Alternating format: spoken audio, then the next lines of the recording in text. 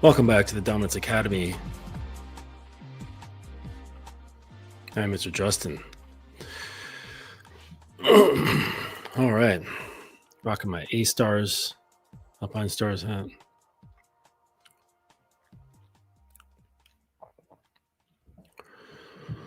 All right. Week is coming to a close. So I hope that you guys had a productive week. And hang on just 1 second.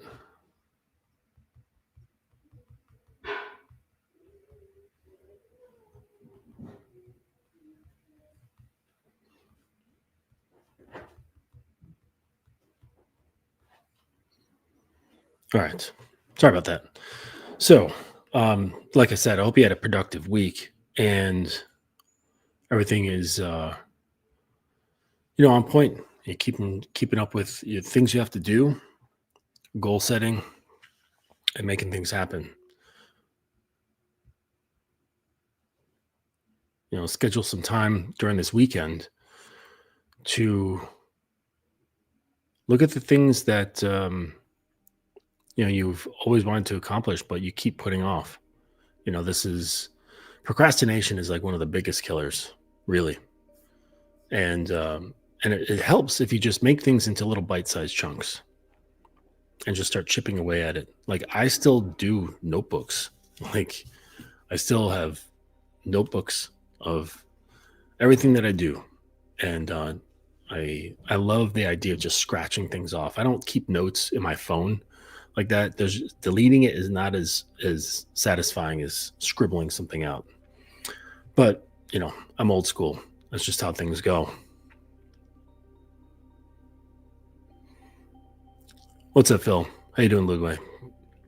Welcome. So, yeah, stay on top of your shit, A lot of things in life can wait. It's not suppressing.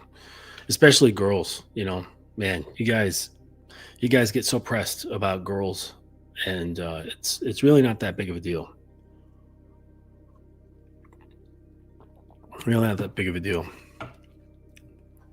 But if you do like a general YouTube search on anything related to girls, dating, understanding women, like all that shit,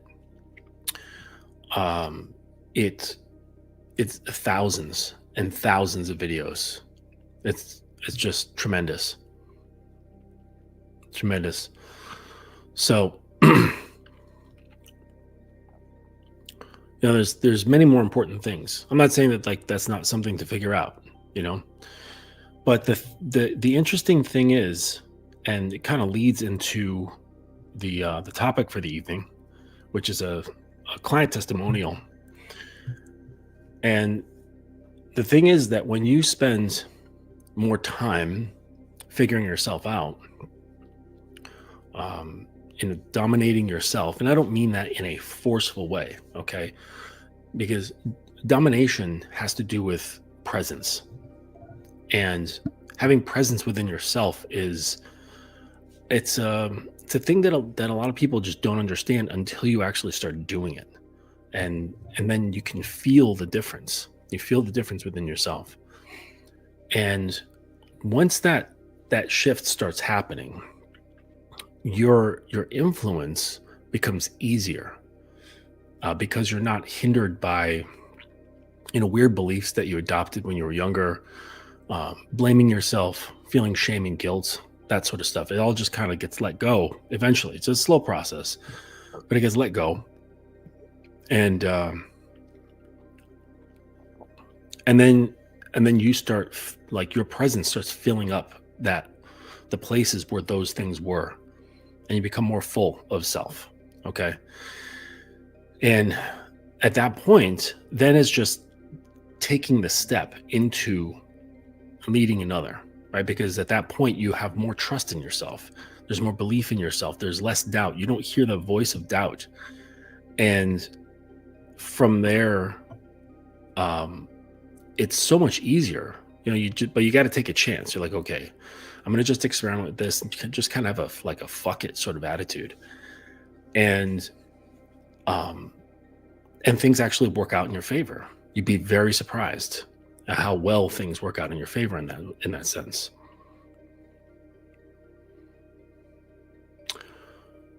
Yeah, yeah. I mean, I've got all ranges of guys.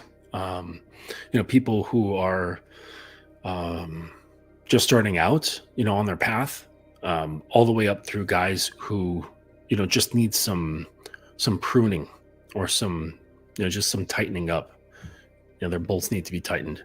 Like I had a guy, he was with me for, I don't know, maybe a month. And then he was just like, all right, I'm good. And, I evaluated him and yeah, he was just solid. He just was missing a couple of key components, and his mind was open enough to where, I plugged in, he understood things, his ego didn't get in the way, and boom, he was like off and running. And he's like, oh, I get it. And things just kind of made sense and clicked for him. But most people, they're with me for quite a while because, we all have like various things that need to develop. And the thing is that like I've got this guy, we'll call him C. He's been with me for, I mean, at least a year. And he's now just coming into like a clear view of his shit, like the shit that he holds inside him. Like all the while I was helping him kind of get accustomed with leadership and experimentation with his girl, and they had broken up, and that release that kind of like opened up space, right? In came flooding in all sorts of stuff about guilt around his leadership in the relationship, feeling bad about who he was, and he his awareness had grown to where he could see his faults, and he was feeling bad about that shit. But now he's like kind of like settling down about that a little bit, and he's able to kind of look at these things more clearly and more objectively, because it's a defense mechanism. When we start looking and we start seeing the things that we're not proud of, a defense mechanism happens where we start injecting emotions. We start feeling ashamed and we start feeling guilty or whatever, and this slows you down, right? So it's injecting like a thick muck into the system, and it slows down the gears, and it's just a defense, right? Because as uncomfortable as the ego or like your problems might be, the ego is comfortable, right? It's very comfortable with, your sense of self is very comfortable with where it's been. And, it's very much of a fan of saying, well, this is how we've always done it, right? We've always just stuffed our problems inside. We've always just stuffed our emotions inside, our past. We never really wanted to examine it because that's uncomfortable. So we're just going to stuff it down. I mean, we've gotten this far. What's the big deal, And you get to a certain point along the path, on the way, and you realize that you really need to examine these things and face them, and that's just the end of it. And so, that's kind of what he's going through. But this other guy that I want to focus on, turn the spotlight on him. He has gone through a tremendous transformation in about, where are we at? Maybe 4 months. And we'll call him N. And, N had a very classic, like masculine sort of upbringing, right? He had, I think, 3 older brothers, and they really weren't allowed to talk about emotions. Dad was kind of distant, and, mom, we weren't allowed to go to mom, right? Because that would be seen as soft. And so if there was any problems, there's really no one to talk to. There's no one to get it off your chest. There's no one to even, like, when you kind of bring things up, no one to explain what's going on. no one to give you guidance, because if they don't know what the problem is, how can they guide you? And so all the problems just get hidden and they get buried, for year after year after year after year, starting very young. And so he had a weird disconnected relationship with himself. He had a disconnected relationship with sex, a disconnected relationship with women. And he noticed, or he's been noticing, how that has been affecting his relationship. And so, we've been working together pretty consistently. And he's gone through like major strides. So I asked him to write something up for me and just telling me, what his experience has been through, just like with the sex stuff. Because what happened is like his sex thing was like, there was a lot of like emotional need, right? And I've talked about this before, where a lot of the time sex isn't just sex. Like people say like, yeah, I want to just, I want to go like smash some girls or whatever, I'm a player, like, or this is what I want to do.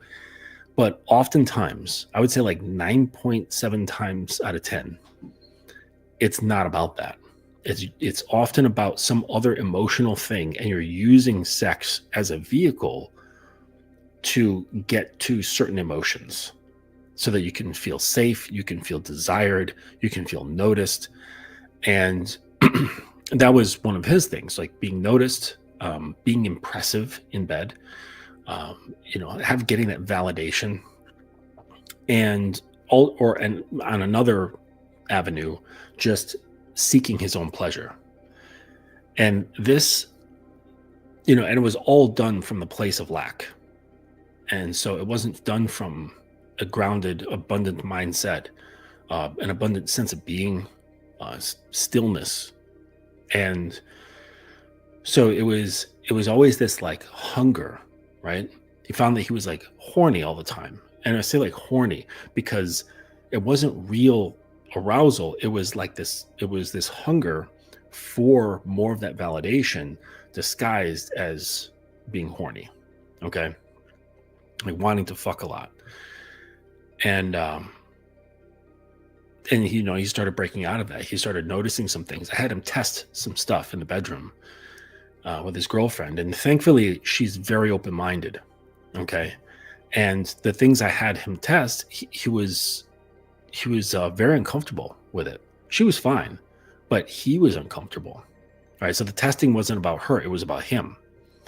And he just kept going, kept listening, kept trying stuff, all the while we're working on like his internal alignment. And, he's working through all kinds of old pain. We're talking, like crying to oneself, after calls and stuff like that. And so he's having like big releases, very large releases. And these tears aren't like tears of the currents. These are old tears. These are like moldy tears because they've been inside for so long, just festering. And so he's just releasing all of this stuff, and it's becoming quieter and quieter inside him. The tension that he's been holding on to is just getting released. And now he's able to see more clearly, guide more clearly, trust himself more, far less doubt. Insecurity is subsiding. I'm really proud of him. And he's taking this very seriously. Takes really good notes. He studies. He reviews his notes. He does a lot of internal reflection, and like that's doing the work, right? Like you can't just like go to class once a week and then expect to be good at whatever you're learning. Like it doesn't work that way. You go to class to kind of like, receive new information and that sort of thing. But in between classes, that's when you're supposed to do the work. And, I learned that lesson when I was in college. I was in sculpture. I was actually a sculpture major. And we had our class time that was on the schedule, but we also had studio time. And at first I was just going to the classes, doing my thing, and then getting out of there. I was like too cool you know what I mean, to first studio time. And my professor was like, your shit's shit. Like, it's not good, and like, it was all right, but it wasn't anything impressive. And so I decided to utilize that studio time. And people could be in their studios like all hours of the night working on their things. And the community was there. It was just like a bunch of art kids hanging out and working on their things, taking breaks, listening to music, drinking beers, and just like continuously working. And my skill got much, much better because I was putting in the time in between the class time, and developed a really nice portfolio from that. So, all right, enough about my experience. But so this is N's experience, okay? And so I'm just going to read to you what he wrote. He says, my experience with commands, edging, and creating tension. And he says, the way I used to approach sex was my approach to sex was more performative. And when it wasn't, I was heavily focused on meeting my own needs and sort of gorging like a kid who hasn't eaten in a long time. It was performative in the sense that I would focus a lot on the woman being pleased and how to do that in the best way. I took pride in doing things right. And if I wasn't sure if I was doing things right, I was too afraid to ask or find out. So I would just focus on myself. I never really was comfortable talking a lot during sex. And when I did talk and use commands, there was always a hint of wonder or hesitation, like, I hope I don't say anything that I shouldn't be saying. And how my mindset has now changed through coaching. One of the biggest shifts for me was when you told me that sex was a gift that I'm giving to a woman. Learning and understanding the nature of women and their minds, how they related to sex, I learned a lot of this through your YouTube lives. It made it easier to understand this mindset. This mentality almost instantly gave me more confidence and certainty with giving commands and being more verbally expressive during sex and leading the sexual experience. I always thought I was dominant in the bedroom, but I wasn't. I wasn't a chump either, but I just didn't know how to fully lead. I began first by trying out giving more commands in the bedroom, telling her what I wanted her to do specifically. I thought about on my own what I liked and what I wanted her to do. One weekend before she came to my house, I wrote out in detail what the perfect blowjob would be like. That night, for the next three nights we spent together, I practiced instructing her on how to suck my dick perfectly. I set my intentions before each night and made sure to follow through and focus on it. I did not tell her this. I practiced correcting her with conviction, but without force, just certainty.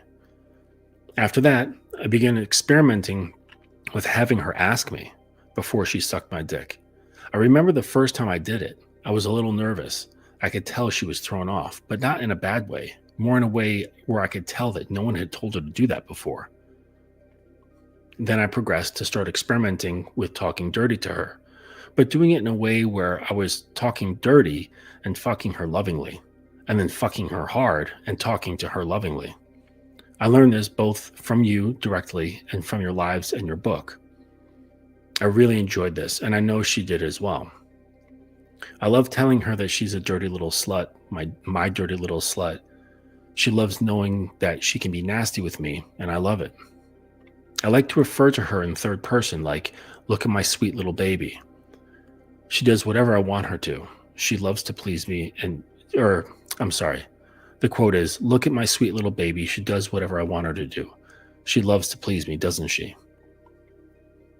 I found that I really enjoy talking to her and engaging her with words during sex.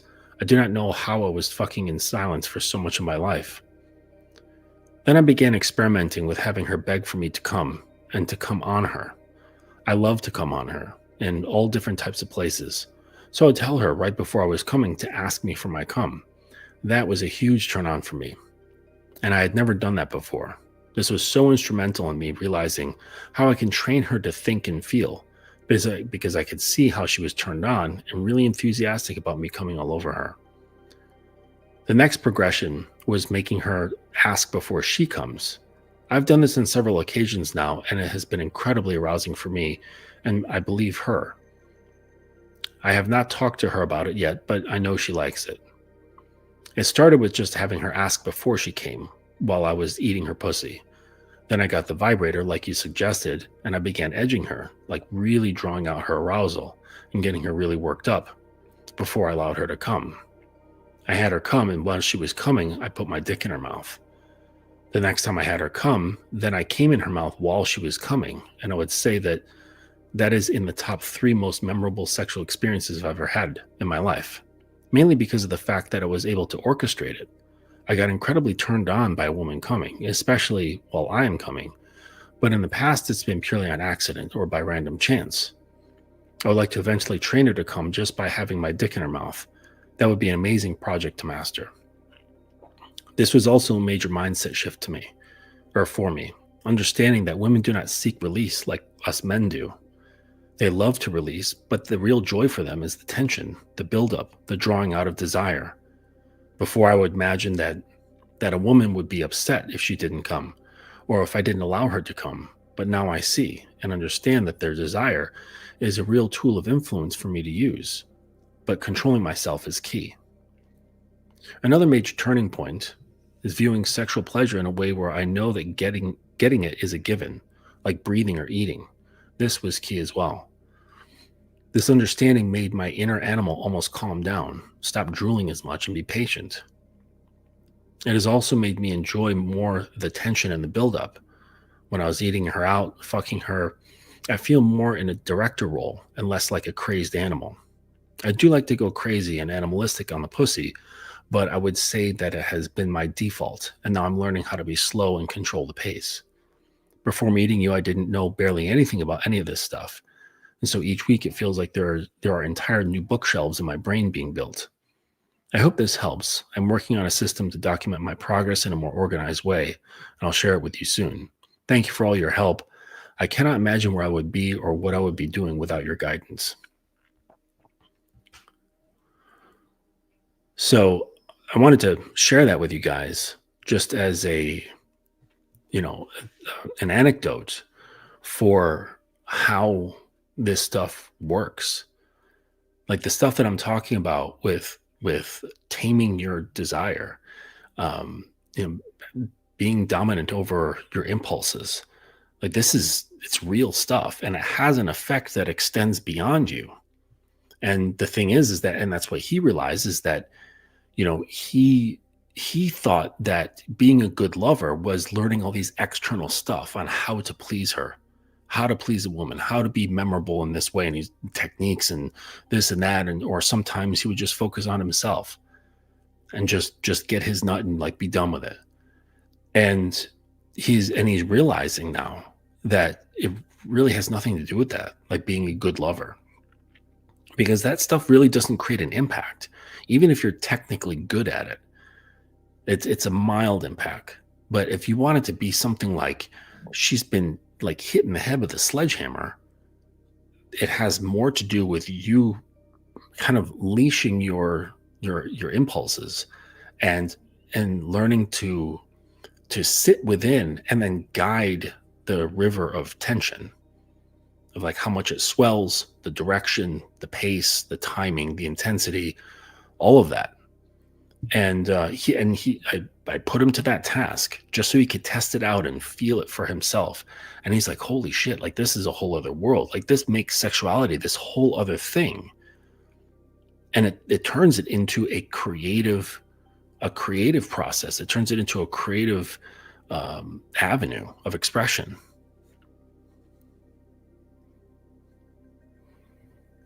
Hello, kitten.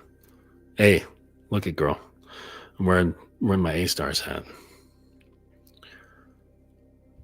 This was a limited edition hat. Still got the sticker right there. But anyways, so yeah, this is like this guy has like really come a long way. Like when I met him, he was incredibly stifled, like within himself, and was purely utilizing the woman to kind of reflect back on him and make him feel more at ease, more grounded, more like safe within himself. doubt himself less. And this is what a lot of guys do.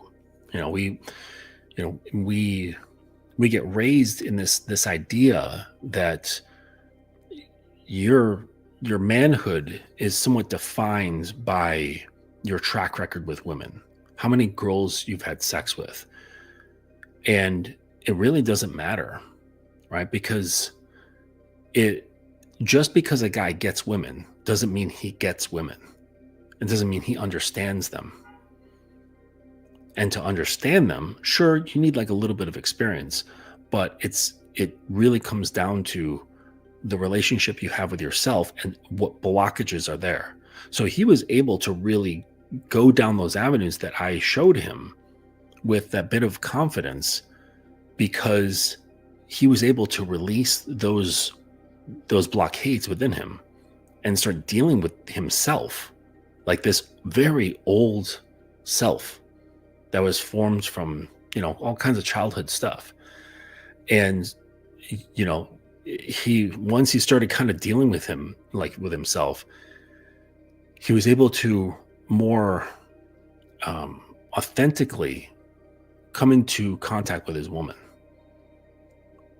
And now she is responding in a different way. She's like, oh, like, who's this guy? Like, he's different, and that's what happens.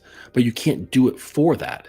It's just a pleasant outcome.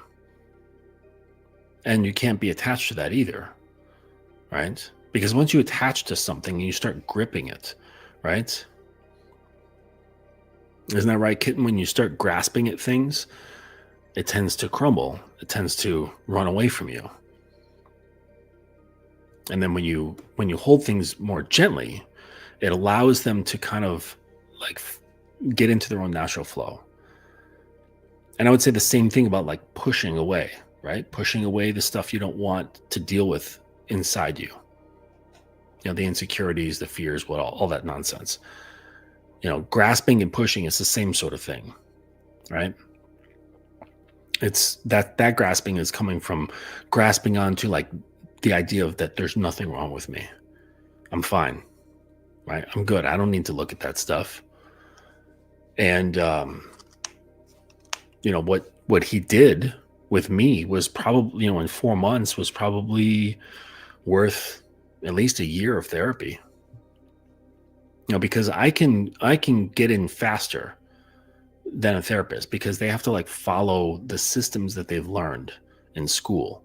They have to abide by certain rules. If I feel the need to, call a client a bitch, I can call him a pussy if he's being a pussy. Like, the therapist can't do that, And if you were to come to the therapist with this sort of stuff, they wouldn't know what to do, because they're probably on a similar level, if that makes sense. Like, they're likely not coming from a position where they're grounded in the sense that, let's say they're married, and is their wife like treating them the way like, like his girl is treating him the way like my girl is treating me. I don't think so. Because I know this is rare. I know it's not commonplace to have men that are like really grounded and influencing and leading their woman to become an extension of them. And that's really the whole purpose of this. I've been asking my guys, like, aside from procreation, what is she there for? What's the whole point of her presence beyond pleasure? And a couple of the guys got stumped. Like, why is she there? If she's like, say, because I want sex. Like, okay, let's say sex is just a given, right? Just like N was saying, sex is a given. I don't have to worry about it, which makes my inner dog stop drooling. Okay. What then? Like, what's the point? And if, say, like, children are, say you can't have kids or you don't want to have kids, what's the point? or let's say kids are a given, that's going to happen. What's the point? If for you, right? Not so you can't say, oh, so she can help raise the kids. Like that's more about the kids. For you, what is her position there for? Just sex and making babies? Like that's not connected enough for me, right? And I don't mean, let me say this differently. That's not integrated enough for me. I don't want just like this person doing the things that I need to be done. Okay, like I can, like that's too formulaic. They're to be integrated with me, integrated to my mind, integrated to my heart, integrated with my body, integrated with my goals, my vision, the things that I want to accomplish in life, how I want to feel in life, right? Because we all have like this idea of like how we want to feel in life. Some people are like, they want excitement. You know what I mean? They want to, they want to do like X Games type shit and, ride, motocross bikes in a half pipe. And like, that's their life. They're like, I want like excitement, but, I know how I want to feel in life.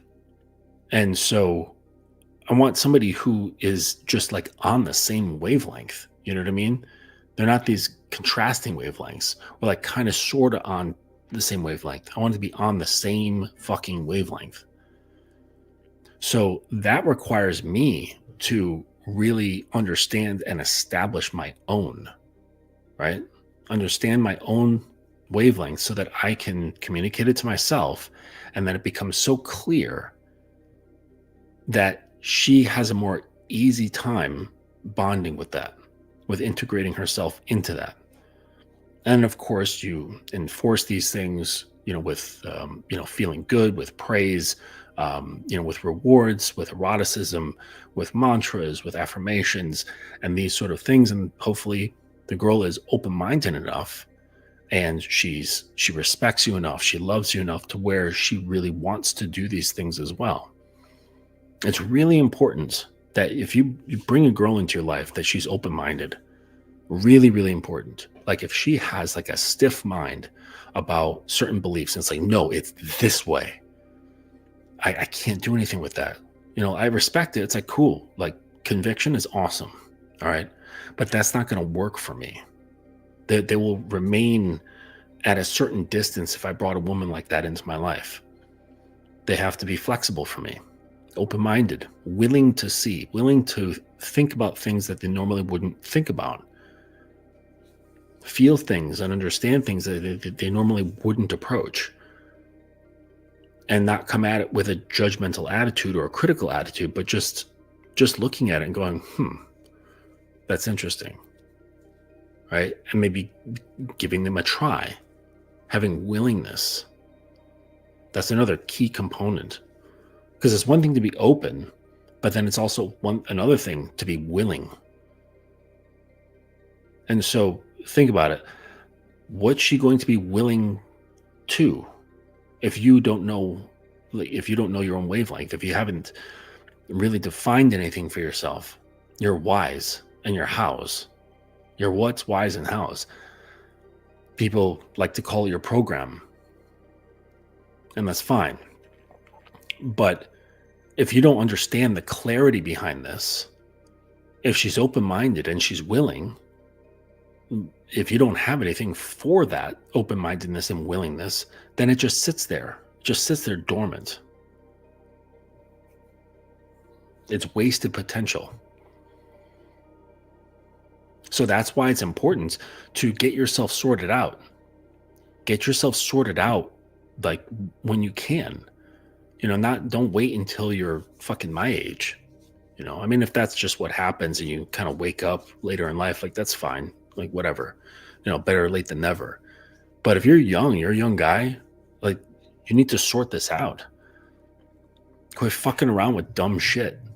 Blowing 5-6 hours playing GTA. Like, come on. Like, that's not going to bring you closer to yourself. And when that like inner pillar is more designed and defined, things get a lot easier. Like you can breathe. Tension gets let go of. Anxiety gets let go of.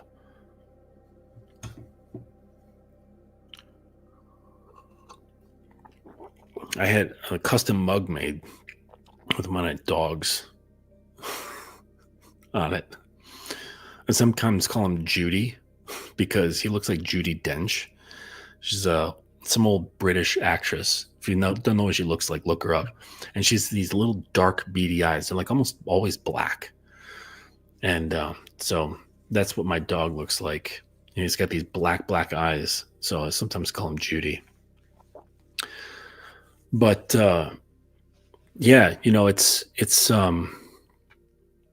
important to do this shit, like because I know what you guys want. And I was there too. Like you try to create it from the outside. And and it can kind of sort of work if you're, I guess, kind of skilled or whatever. But the thing is that it's always going to fall short. It really is. It's always going to fall short of what really needs to happen, what really needs to be claimed. And that can't happen. That can't happen with just external plans, external skills, external techniques or mindsets. You really got to get in there, got to really get inside. And if you don't have a guide, it's kind of hard because, in the words of Alan Watts, it's like trying to touch the tip of your finger with the very same finger, or trying to pull yourself up by your own bootstraps. It just doesn't work all the time. It takes a very unique individual to be able to do this. And so this is why guides are important, because they can push you in the right directions. They can coax you in the right directions, right? There's like it's hard to tell the pain inside you, that old pain that it's not your fault. It's hard to tell that inner child that it wasn't your fault, about your dad or about your mom, or how you were treated and all that stuff. It's harder. It's not impossible, but it's much harder to even be pushed down that road. And this is what guides do, right? And the interesting thing is that when you start developing yourself, and via a coach or a mentor, you actually become one yourself. That's what's happening. So and he's just embarking on this now. He's just taking one step in, like, towards the podium. And from his seat in the classroom, he's taking one step towards that. And there's a sizable gap, but he's moving in that direction. And there's a shift that happens when you realize it's not me and her. It's just me. And she's just with me. And it's a new spin, a new take on, what did those red pillars say? She's not yours, it's just your turn.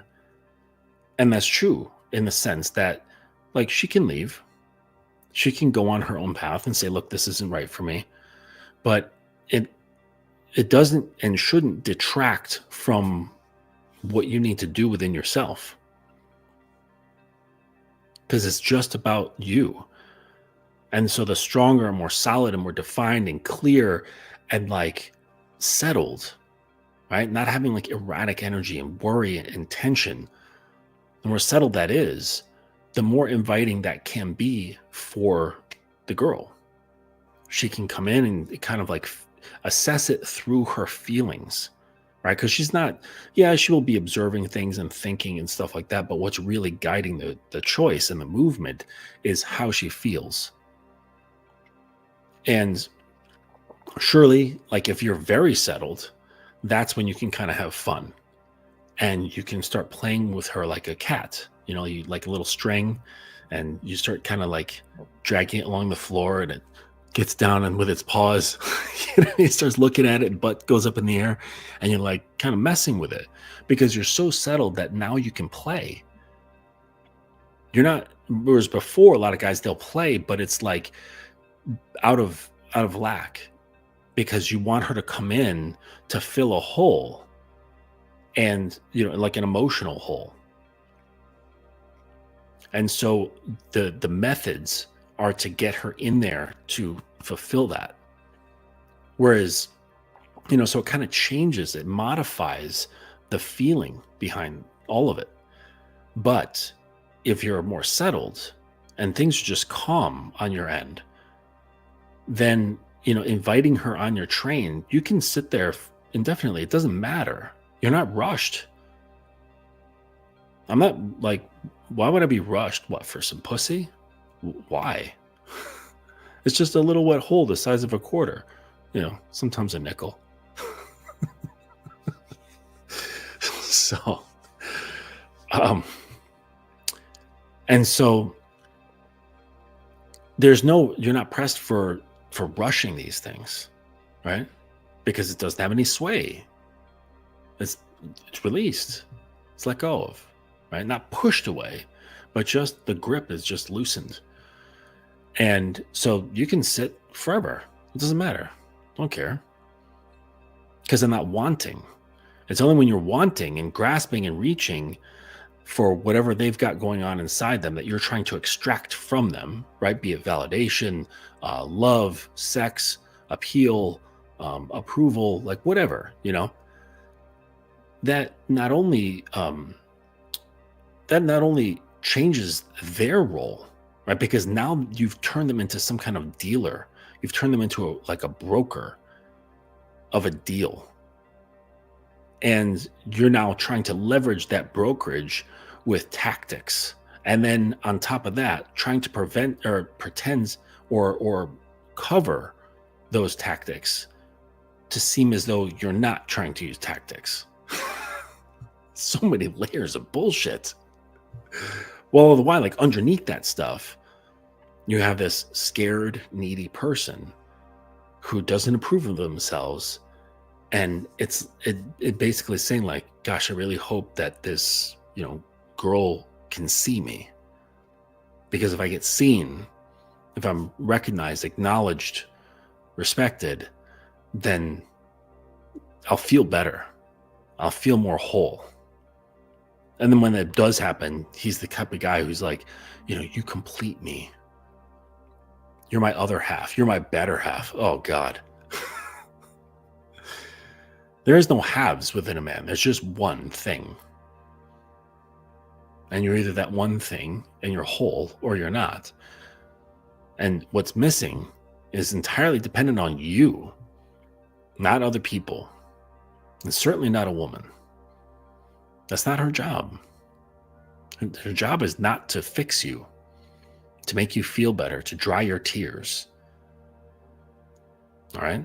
You should be drying her tears. Both of pain and joy. Pain that she gets from the world, pain that she gets from you. Joy, revelation, release. But this is what guys want. Guys want to find a girl that he can release into.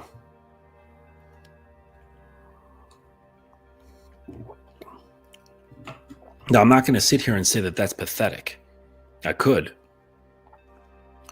But the reality is that that's a signal.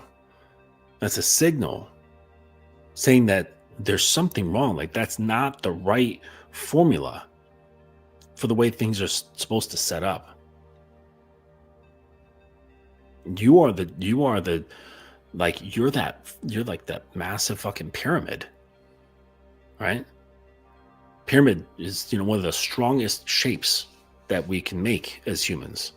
It's incredibly powerful, right? Both symbolically and geometrically, right? Physically, it's a very strong shape. And triangles, they're very like, look, it's a, so when you're that, this is what she needs from you. She needs to unleash. She needs to be able to let go. She wants to cry. She wants to let go of her pain. But a lot of times what usually happens is you have two people coming together saying, I need to release my pain.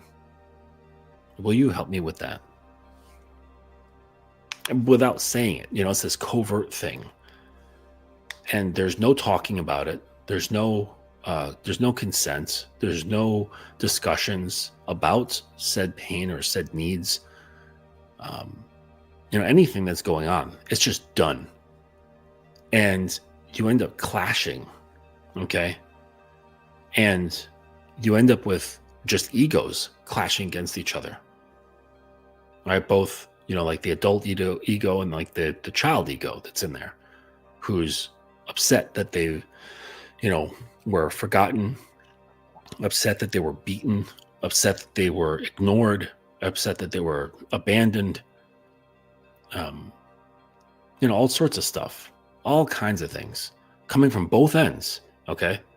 And so they're just clashing, just bashing their heads together like a couple of rams. It's crazy. Like I was looking into rams. It's something like when the two of their heads clash, just as a side note here, the force is something around the lines of a car driving at 20 miles an hour and hitting a brick wall. Like that's how much force it is. It's incredible. Like their skulls, the bone is so thick because if we did that, we'd have like massive concussions. But yeah, just really cool nature stuff. But so typically that's what happens. And both people are asking for release. Both people are asking for peace. They're asking to be held, right?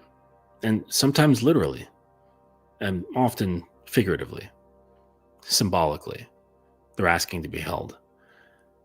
And, that's fine. If that's where you're at, okay, as a man like that, there's no criticism.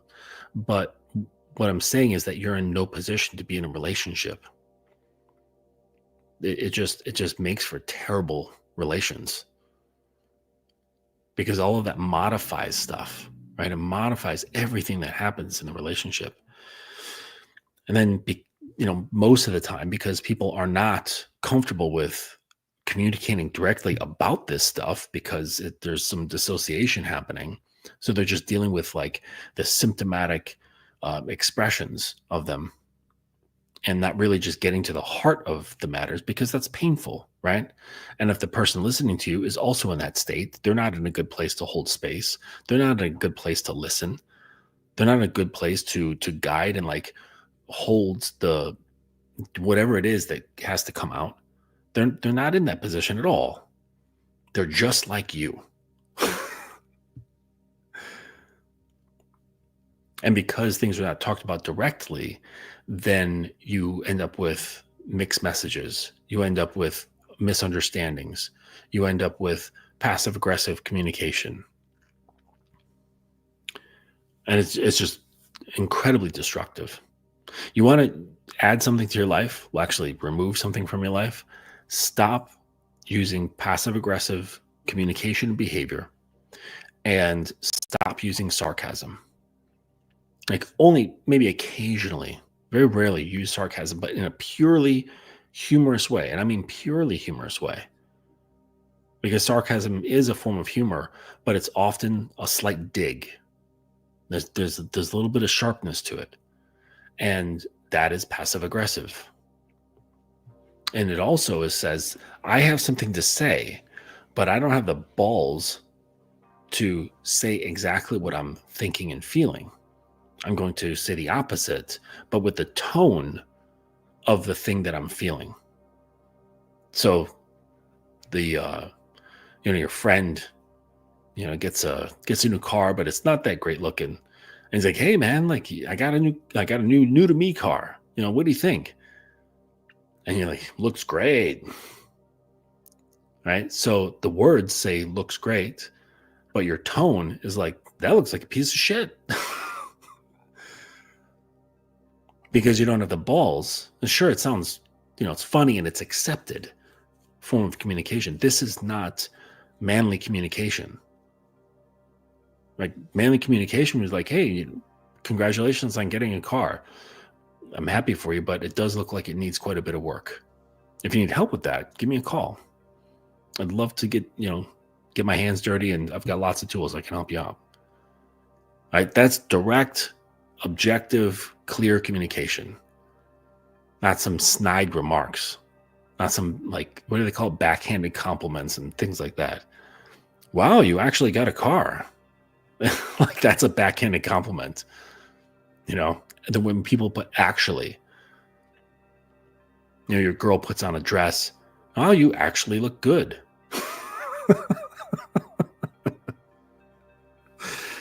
Jeez.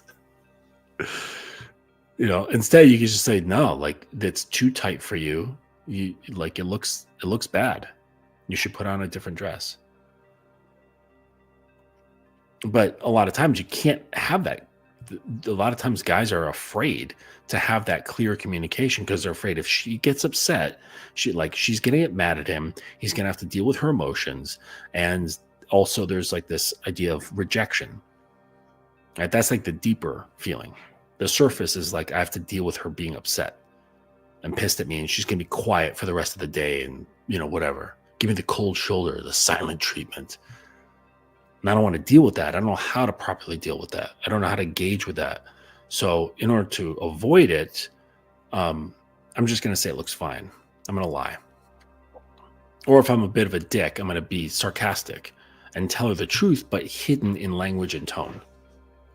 And it's like, that's not the way. That's not how men communicate. There is no hidden languages. The only time there's hidden languages is when you are flirting, right? Because a lot of that is about implications.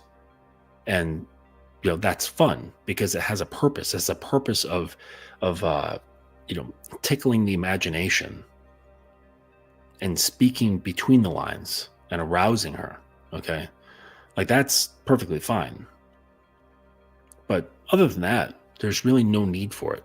Absolutely not. Guns, thank you for putting my links in the chat. I'll let you know. I don't know if you're still in the room, but the consultation link is different. I started a new thing. I'm not using Calendly anymore because they don't integrate with Instagram. So I had to choose a whole new platform. So if you go into the description of this video, and what sucks is I'm gonna have to go through so many videos and change the description to that link. But hey, somebody's got to do it. But this is the old link. I'm no longer with Calendly, and the new one is in the description. So check that out. If any of this is inspiring, if it's resonating with you, and you want to know more, or you have questions for me, and you don't want to ask them here, you can get in touch with me through the website and book, or you can just follow the link and have ourselves a conversation. A new guy, new old guy, he came back into my circle. Actually, another one.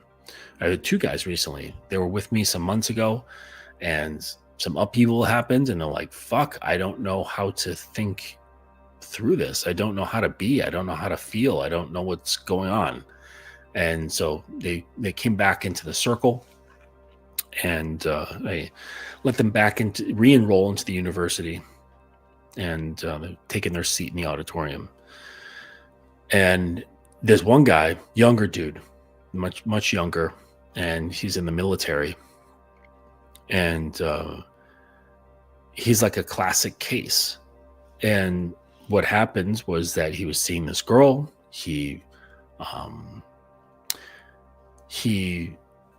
didn't tell her explicitly that he wants to see other women. He implied it by, when they first got together, saying that, this wasn't really about developing a long-term relationship, right? That he was not really interested in a relationship. And he thought that was explanation enough, right? But she took that as like, it's just she and him, but he just wasn't really interested in committing. And that was that. But what he meant was that he was seeing other women. And that's, a cowardly thing to do. I don't know why, guys, even today, like grown men are lying to girls. They're lying to girls saying like, no, I'm not talking to any other girls. I'm not interested in any other girls. Nothing's going on. I'm not fucking anybody else. No, it's just you, baby. Like, why? Why are you so scared of a little girl? Of her getting upset? Like, what? Why? What's she gonna do? Like cut off your dick? Like, break your hands with a hammer? Like, what? What's gonna happen? And really, it's a fear that feels very real, and it has everything to do with the mother wound, with the female archetype that was formed many years ago, and it feels like they are, it's like an act of treason against mom. And if she finds out, the feeling of shame feels exactly the way it did when you were a little kid and you did something wrong and your mom was highly disappointed in you. Like, it's straight up like tail between the legs sort of shame. And this is exactly how he felt. She got so mad at him. And I told him, I was like, listen, if you were just up front, like stood on your square and, very calmly just told her like, listen, this is how I am. And before anything gets going, right, before we really get embroiled with one another, I want to tell you what I'm about.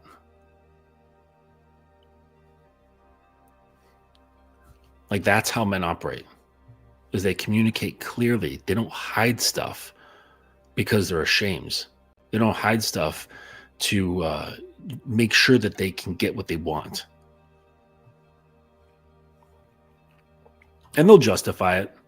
They'll say, like, oh, I don't have to tell women anything. Like, what do I got to tell her for? It's none of her business. I was like, yeah, you can try to justify that and talk in that way, but you're still a coward. It's just for fear of getting in trouble, and then, not getting your cookies. So you try to steal the cookies, right, when she's not looking. And he fessed up, and she got super mad, super mad, and so he started panicking. Like, it brought up like his old wounds, his old patterns of emotion. And it put him in a panic. He started spinning out of control. He messaged me. He says, he's like, my mind. What did he say? What was it that he said? Yeah, he said he's like, yeah, I'm totally not rational right now. My mind is all over the place. Because there's this fear that she's going to release him. Right? She has the leverage right now. Because she's mad. He's scared. He doesn't want to lose her. And so he has zero leverage. His hand isn't even on the pole. He's just sitting in the corner. And she has all of it. So, and he's allowing himself to be subjected to her emotional frame. So she's like, I'm disappointed in you. I'm hurt. I'm pissed off at your dishonesty. My trust has gone down. And he falls right into that. He fell right into that whole like emotional, like just her whole paradigm that she's resting in. He entered that. And so when you enter someone else's paradigm, you are subject to the rules of that paradigm. And usually the first rule is, I'm the boss. I'm the boss of this paradigm. You answer to me. You adapt to the tone here. You adapt to the ebbs and flows, and you don't get to say much about it. And that's really what happens a lot of the time. And so he, this is what happened to him. And it's spun him into like feelings of chaos. And he wanted to talk again tonight. I said, no, you're not going to do that. I said, you're going to sit still. And you're not going to call your friends. You're not going to call your cousins. You're not going to call anybody to just continuously regurgitate this stuff because you're obsessing. You're going to sit down. You're going to eat some crow. And that's just how it is. You got to take the L. But be still.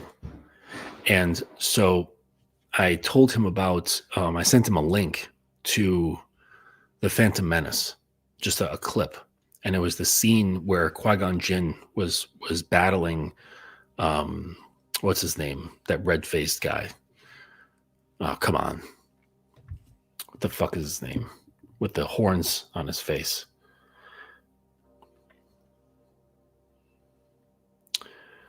Oh, Darth Maul. Okay, so he's battling Darth Maul with Qui-Gon Jinn. And there's this hallway, right? And the hallway has these lasers, like these turning things, right? And they kind of turn and it shoots a laser across and like a force field, and they can't go through it until it opens up again. So it was like opening, they'd run down this hall like after each other, and then those doors would close and the force field would come up. And so it like closed, and Darth Maul like kind of sheathed his lightsaber, and he's just pacing back and forth, like just glaring at Qui-Gon Jinn. Like just the rage is just coursing through him, And what does Qui-Gon do? He can't do anything. He knows he can't, right? He has to wait. So he capitalizes on the situation, sheaths his lightsaber, sits down in Zazen and closes his eyes. And he just breathes, he meditates to calm his mind, to calm the tension in his body, to breathe, center himself, and take that time to ground himself. And so I showed him that as a reminder of like, this is what you need to do. You're in a place where you can't really do much, and standing there pacing like a fucking angry tiger behind bars, like. And he's not angry, but he's like full of emotion, basically. Just pacing behind bars, like freaking the fuck out, isn't going to do anything. So accept what is. That's what his challenge was today, was to accept what is. Because while that won't solve the problems, and that's just solved with apologizing and being transparent about like what's going on with him, realizing that he's been acting like a child, like like an underdeveloped male. And that's just what it is. That's the objective truth.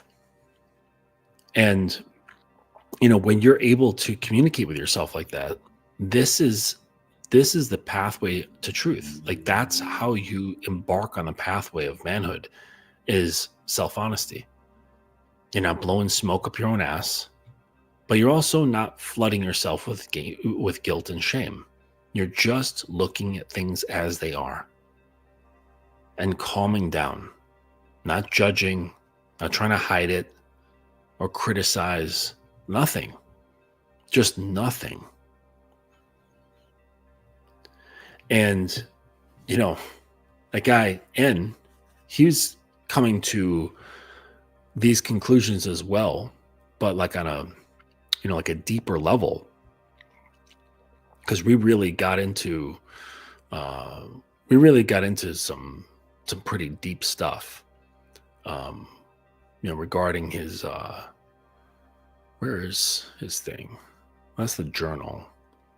Oh yeah, that's what I wanted to see. So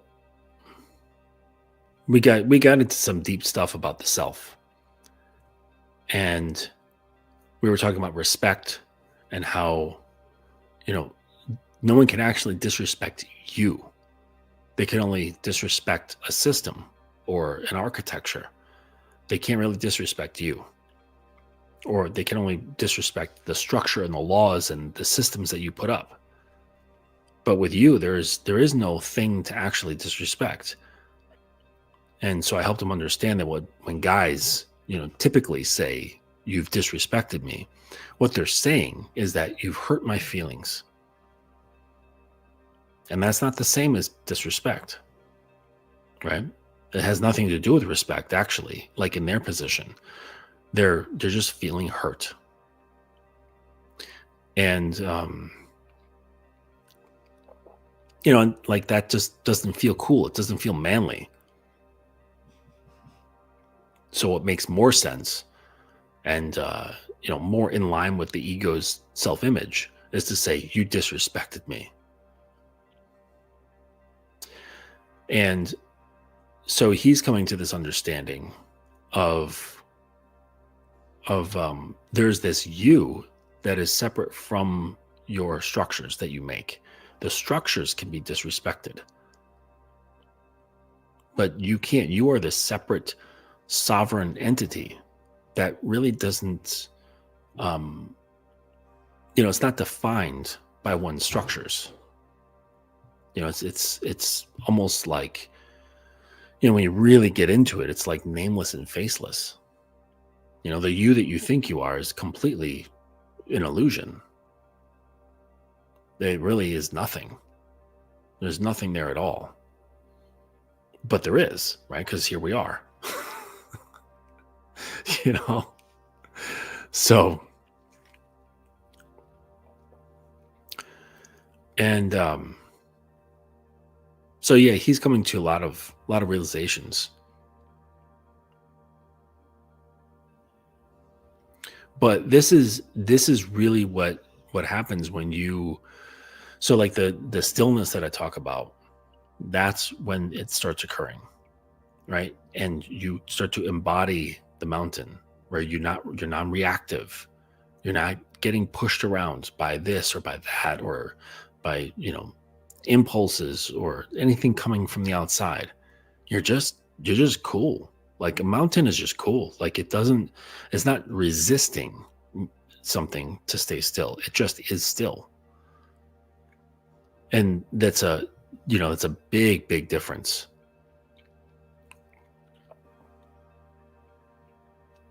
So he came to the realization that that the woman is not really under you, right? She's under your rule.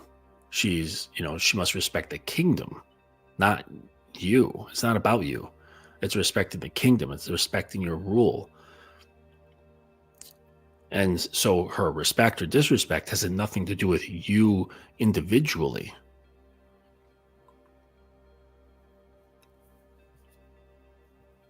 And so when you're present, you're still, you're of that mountain mind, that's when you become sovereign. And when you become sovereign, nothing can actually ever be done to you to affect you. Right? It's rooted in deep truth. Like even you can't disrespect you. The only things that can be disrespected are things outside of you, like structures, rules, your kingdom, like your rule, like that stuff. Like there's been times when my sub has, broken a rule or forgotten a rule. Okay. It's never been done blatantly. She's just not that type of person. And so it's nothing personal, right? It's never taken personal, where it's like, "Oh, you didn't do this, and that really pissed me off, and that's disrespectful to me." No, it has nothing to do with you. It has to do with the thing that she forgot or whatever. It was something of the structure, the rules. You are not the rules. Rules are something that you just have, that you uphold, via your authority. And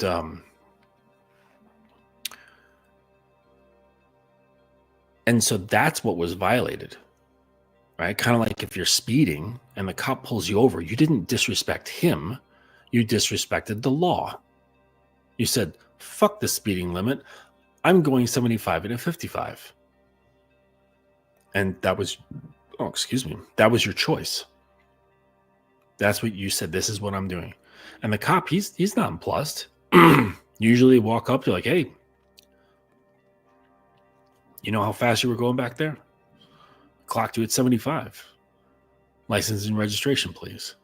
Right? It's no big deal to them because they're just they are not the law.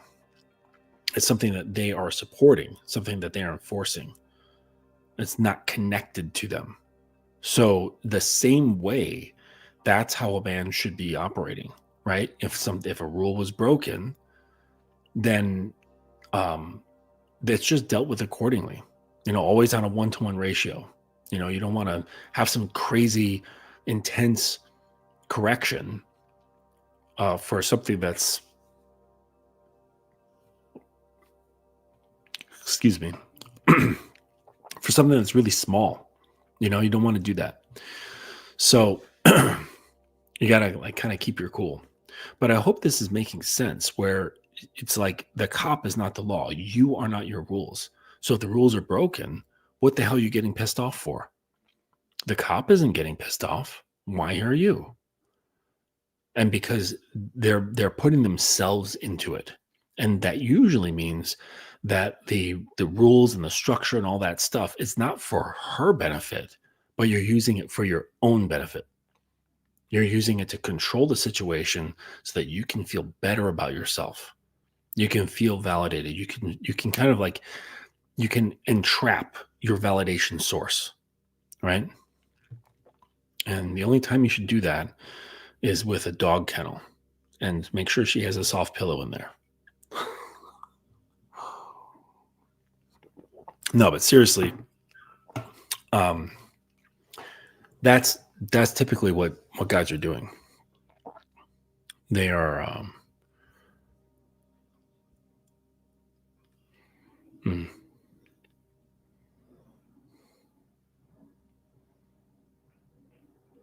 oh, okay. Yes.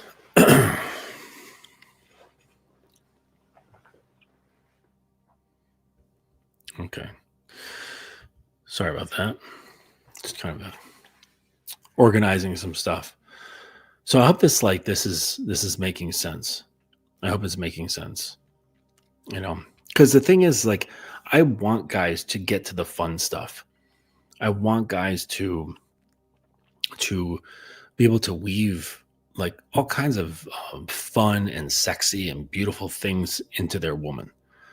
That it's fulfilling, it's rewarding. It's like, it's there's something cool.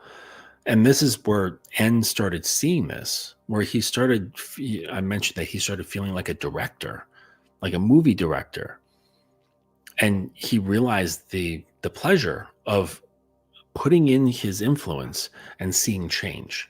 Now, of course, he was doing it on just the sexual stage, which is perfectly fine. That's the easiest one to do, right? Because when there's arousal, girls are much more open. They're more open to suggestion, and especially if they trust you and they love you, or there's respect for you, that takes the arousal to like this whole other level. And then your influence towards their inner world, or their external world, it becomes that much more potent. And it's easy to start off with the sexual stuff, but it's amazing when you start experiencing and seeing these things outside the bedroom. And with that, I'm going to be making some audios for sale on the website about this subject, about bringing leadership and influence outside the bedroom and ways you can do that. But it's easiest if you start in the bedroom first, because that's where you can assume and assert your dominance and your position as a leader. Hopefully with very little doubt, and with more calm and a sense of mastery. even if you're not a master. It's just not having doubt. Like, not having doubt does more for you than trying to become a master. Because you can try to become a master and become very skilled at something, but still be plagued with doubt, and it ruins all your mastery. So it's much better to just work on removing the doubt and getting rid of this idea that if I, become masterful at the thing, it will remove the doubt. No, there's plenty of like super talented artists, musicians, boxers, like whatever, like all kinds of people who have very high skill, but they're still plagued with doubt. They have, what's known as the imposter syndrome. It's a very real thing. So you don't want to walk around with, you don't want to be an imposter. You don't want to feel like an imposter. You want to feel authentic. And it's a great, great feeling, being authentic, having no guilt or no doubt, no shame, and not in some sort of like big chested, loud bravado sort of thing, because that's still a cope too, right? It's like you're putting on this act. It's like, who are you trying to convince of this? Surely it's not us. You're doing that for yourself because you don't think you are that way. And sometimes you can keep it going for so long and drinking your own Kool-Aid, the whole bravado, big chested thing, that you actually start believing that that's the truth, that that's your identity. But it's just something that you've had to adopt and held on to it for a long time, for not enough time for it to feel real. And this is not the way. That's not how things should be working. Manhood, the path starts with honesty. And so, these guys that are freaking out, my two guys that came back to me, it's so interesting that they're in very similar positions and came back at similar times, within like a week of each other or a couple weeks. But they're in a very similar position where they kind of fucked up in the eyes of their woman and in the eyes of themselves. And it's caused a whole ruckus, whole upheaval. And it's a massive realization when you realize that you're leading all the time. Or I could say it, you're influencing all the time. Like, if a woman has their attention on you in some way, other than just like something like superficial, like, oh, she thinks you're cute or whatever. But anything beyond that, you have influence, whether you care to recognize it or not, whether you do anything about it or not, like consciously. This is really something that absolutely must be understood, because when you do understand it, it brings an awareness to your choices. It brings an awareness to how you're showing up. What do you got, kitten? The camera looks amazing today, my lord. Daddy looks really handsome. Great. Thank you. Stay on topic. Stay focused, kitten. So, the realization that you're always influencing has to be absorbed. Like, that really must be a priority to bring into your awareness, because then you start thinking more about the things you say, how you say them, and what you do. And it's going to feel like a chore. It really is. It's going to feel like a chore that you're that you're like putting yourself on watch, and you can't just relax and like be yourself. Well, because there's because the reality is that the self that you've been being sucks. It's an amalgamation of illusions and copes and deceptions. Like, it's not real. So yeah, you're going to have to kind of turn the lights on and pay attention to a lot of little things. And it's going to feel daunting. It's going to create stress. It's going to create anxiety. Because for the first time in a while, you're seeing things that you haven't seen before, or you're paying attention to things that you'd rather not pay attention to. Things that make you feel like a loser. And then you have to contend with that feeling rising up like a wave and pushing it back down and saying, I don't need that. I just need to look at this shit objectively and not feel bad about myself. Just seeing things as they are. And this is bringing clarity to yourself. Starting that conversation with yourself. And I don't mean like actual talking to yourself, but it's that more real relationship, that more genuine relationship. And this is how you can communicate with others, right? One of my teachers, he told me, it was Danny, my shifu, and he said, when you know yourself, you know the world. And it's absolutely true. Because once you start seeing through your own illusions and start arriving like as a man, like an authentic man, without judgment, right? Because judgment is like a lens that you put over your eyes to color what you see. Criticism, your belief, your perspectives, like all that stuff, and saying, oh, this is like this, and that's that, and just opinions about whatever, you know what I mean? This is modifying reality. And so once you learn to take the lenses off when examining yourself and creating that relationship with yourself, it's much easier to do this with the world. I mean, you do this with your girl. And so then you can communicate past the illusions. Because the girls, they'll have like a front. They'll have their front-facing persona. And this is the one that they show the world. And they have a, persona that they show to themselves, right? And then behind that, there's more of a core. And this is where some of the muck stuff is. Also where her beauty is.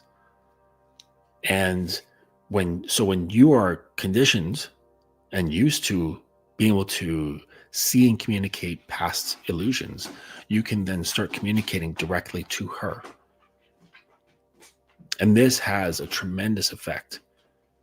Your communication becomes not just communication, it becomes something profound. Where like really, it really like gets inside her, right? And that dog is so noisy. Big, almost 80-pound pit bull. He's a big dude. And he's only 5. He's just going to get bigger, I think. Bigger and fatter. He's so lazy. But anyways, so that's that's the stuff. Like that's the good stuff. That's the cool stuff. And I know you want to get there, right? It's a lot of fun. It's a lot of fun, like being. You done? It's a lot of fun being the Bob Ross, and just saying, hey, like, because he does plan out those paintings. He actually does a lot of those paintings, like for each of those shows that Bob Ross does. He does a whole bunch of them. It's not just the one that you see, but apparently he looks at the painting and he's like, oh, like let's just put a little cabin over here. Let's put a happy little tree over here. Let's put a cloud over here. And I'm feeling like a little river passing through the woods. Like that would be beautiful. Look at the happy little things over. And he's just kind of, he's not stressing it. It's just like, this is what I want to see. This is what I want to create. And the more you do that, the more and more relaxed you become. You're not nervous of the outcome because you trust yourself. Bob definitely trusts himself. He's one with the process. And so like when he was decided, where he's like, okay, I'm going to instruct my girl on how to give me a blowjob exactly the way I like it. And that was a little bit nerve-wracking for him. He said he was nervous. But he was like, I want to be Bob Ross. Like, fuck this shit. I'm picking up my brushes and I'm going to create something that I want to see. And it's so small. I mean, it's just a blowjob, right? But that's like the training ground where you say, okay, I trust my own judgment and I trust my ability to communicate clearly. Not with force, like he said, but with conviction, calm conviction. And that, and just the tone itself was enough to like make her aroused, right? I'm sure she got wet as fuck from his tone, from his calmness, his conviction, and putting this into an instruction thing, because she had never been instructed before on how to do something, right? Especially like, how to do something toward a man, sucking his dick. And that's just the baseline structure that can then be replicated in other places. So, yes, he's like painting over here, but because he can paint over here also means he can paint over here. I mean, provided, like I started off saying, she's open-minded, provided she loves you, provided she respects you. But you guys, many guys, maybe not you guys, but, many guys they will spend so much time trying to paint on a girl who's not open to it, not respecting them at all, not willing to be, under their rule or their program. I mean, probably because they don't have anything. They don't have anything for her to come under, right? And there's nothing for her to come under. And so really he's just floundering, flailing about and trying to make it look as smooth as possible, that he like doesn't actually know what he's doing.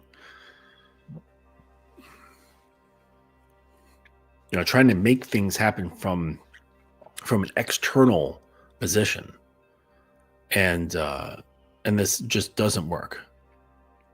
It doesn't work. You can't push, right? You can't push, you can't pull.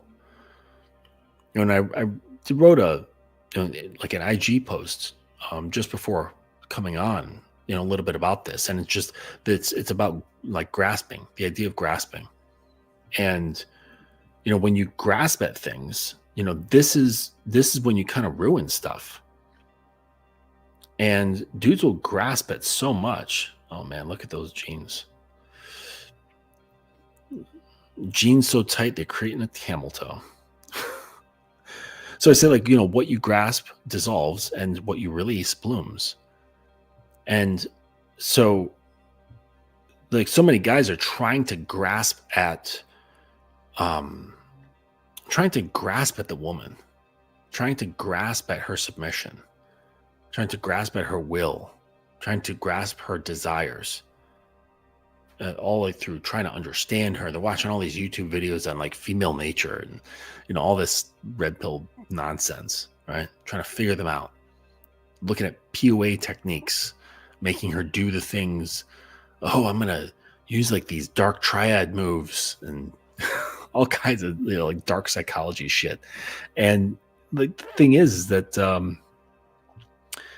they're grasping, and so the girl is just leaking through their fingers, just dissolves and leaks right through their fingers. But if you can release and just hold in the palm of your hand, then that gives her space to release, to bloom, to breathe. And then like she can trust that you're not going to like grasp, or you're not going to throw away, or what have you, right? This is when she comes into like becoming, like the state of becoming, right? But I'm using a lot of words that have come in it.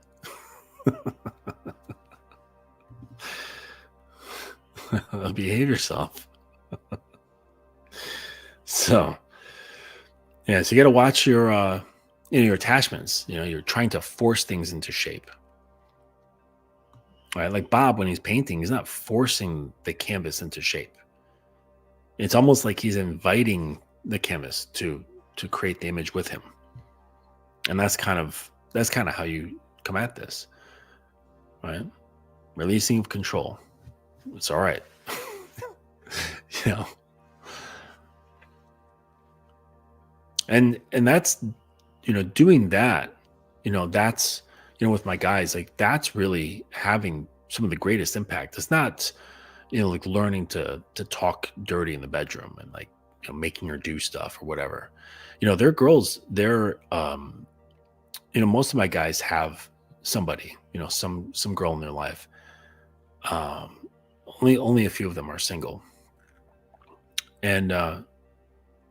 And really it's their presence, their shift in presence that's really having the effect on the girl, because they're arriving differently.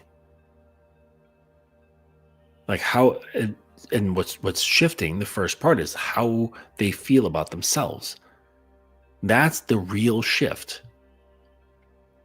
And the young guy that he's gotten himself into so much trouble. Mommy's mad at him. But he had a big wake up in realizing that you're always being watched.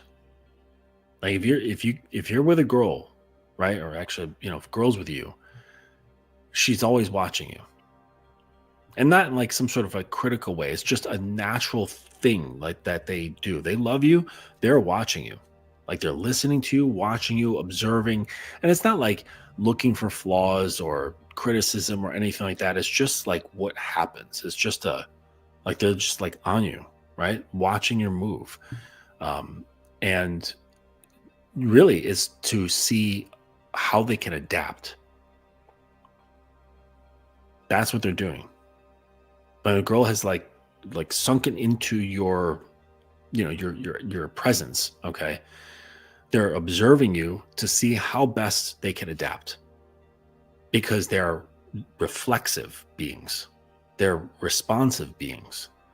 And so this younger guy who came back through, he was like, he came to that realization. Like he realized that like him acting out his childhood trauma into his young adulthood and not examining it, not dealing with it properly or anything like that, but just kind of letting it dictate his behavior, then caused her to react in a certain way.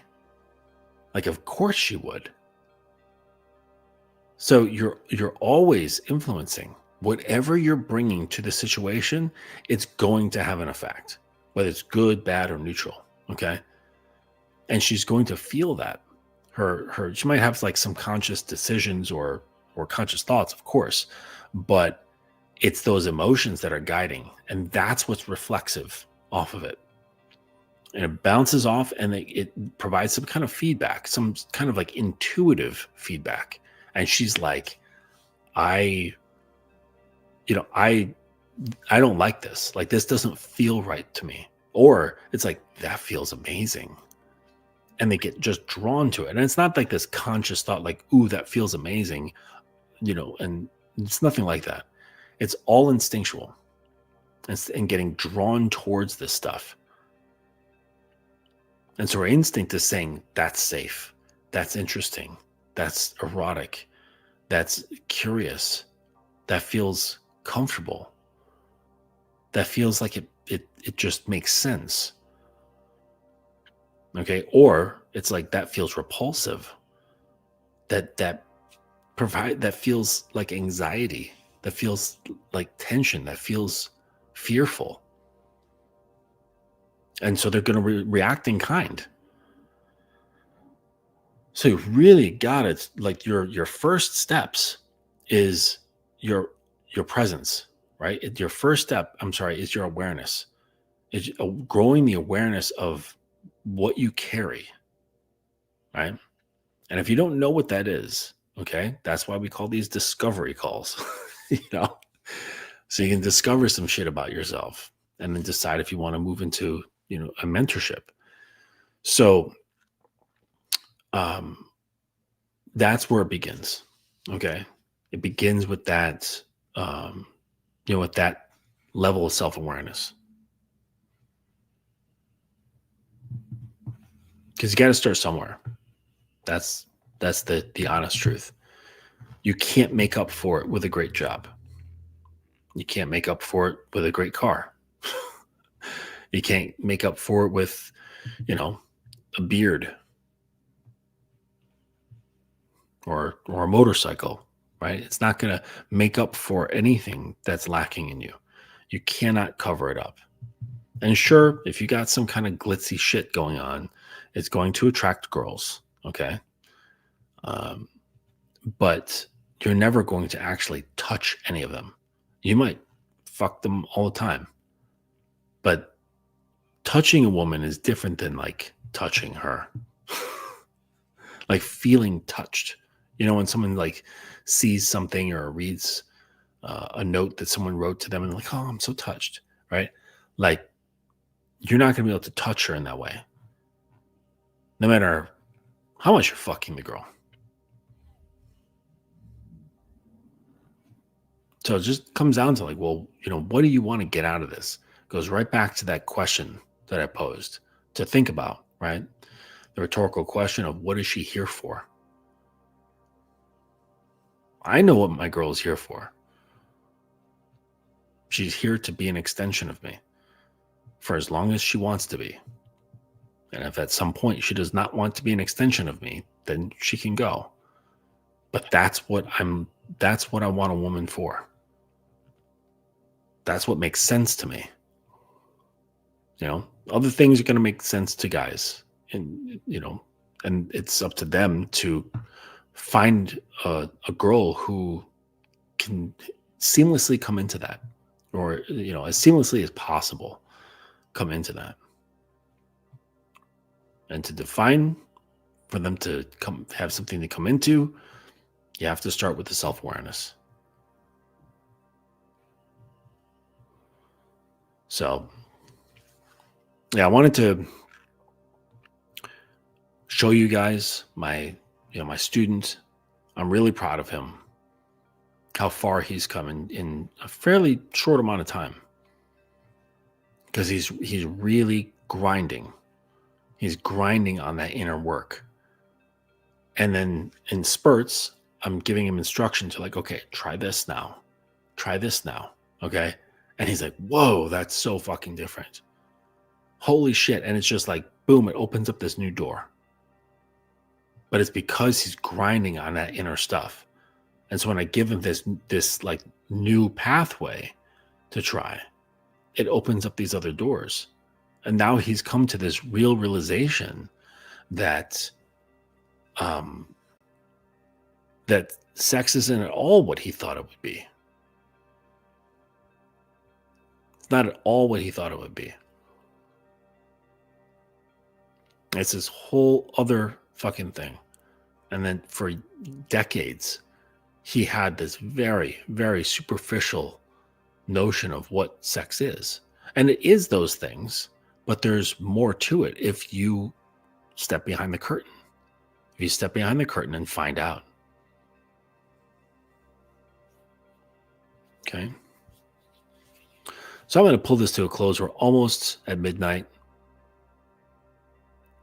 I like to not go past midnight, or do my best to, so I can relax and unwind. Let my own thoughts collect. Because, it's good to reflect on your day.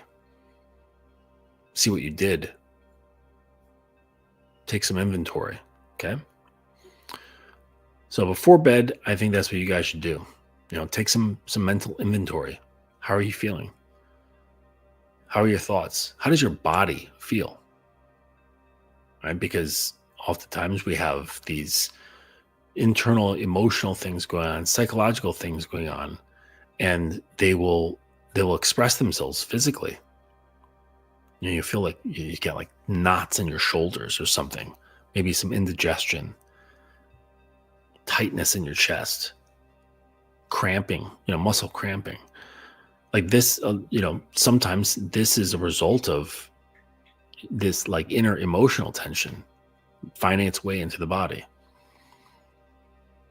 So at the end of the day, if you don't already do this, give yourself some time, not long, maybe like 10 minutes, to just sit quietly, no fucking phone, no music, no TV, to just give yourself 10 minutes of inventory check. How do I feel? How does my body feel? Right? How does my mind feel? Does it feel scattered, restless? Did I do anything today that furthered me along the path? Or did I waste my time? Did I blow another day? Or did I do things that were productive? Did I do anything that would be, against my principles? Was I living, true to myself, basically? These are all good things. Okay, so give that a shot. And maybe that'll become a habit of yours. It's a really good thing to do. All right, guys, I'm going to pull this one to a close, have some tea and a snack, and we'll see you on the next one. Thanks for watching.